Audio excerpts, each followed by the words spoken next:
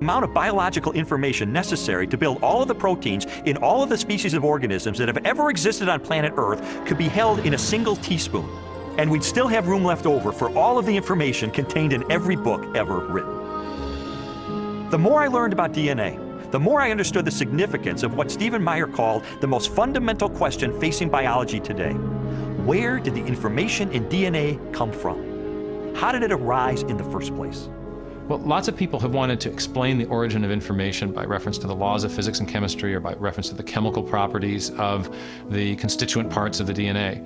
But that would be like saying that you could explain the information in this morning's New York Times headline by reference to the physics and chemistry of ink bonding to paper. There is a chemical explanation as to why the ink sticks to the paper, but that does not explain the way the ink got arranged to convey a message that could be understood by speakers of the English language. Information requires a material medium, but it transcends the material medium. An explanation for the origin of the genetic instructions needed to build the first life is the holy grail of 21st century biology. Theories proposing that this information arose through natural selection acting upon non-living molecules, or the self-organizing power of chemicals in a primordial soup, have repeatedly failed. Even time and blind chance, the oft-invoked saviors of implausible biological scenarios, have fallen far short as accounts for the source of the instructions in DNA. Mathematicians, for example, have calculated that a universe filled with monkeys, typing relentlessly throughout the oldest estimated age of the cosmos, would have no realistic chance of producing Shakespeare's play Hamlet, let alone a transcript of the genetic information required to build even the simplest living cell.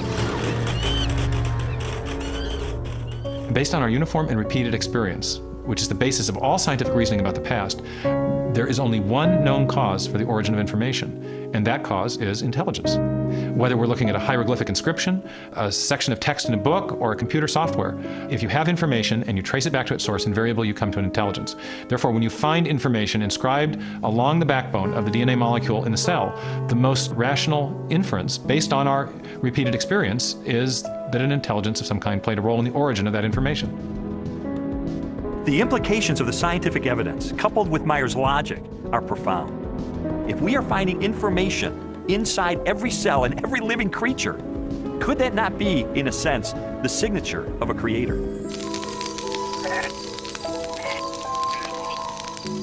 "30 centuries before science unlocked the mysteries of genetic information, or a telescope probed billions of light years into space, the Hebrew shepherd and poet David wrote eloquently of a creator who revealed his existence and power through all that he had made. The heavens declare the glory of God. The skies proclaim the work of his hands. Day after day they pour forth speech. Night after night they proclaim knowledge. Their voice goes out into all the earth, their words to the end of the world." God himself is invisible. He is a spirit.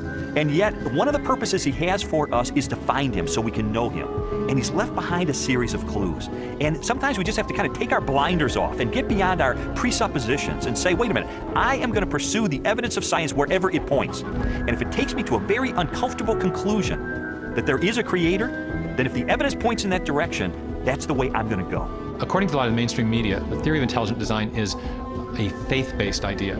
And in saying that, they want to dismiss it as something that has no basis in science. But the media has confused a fundamental issue.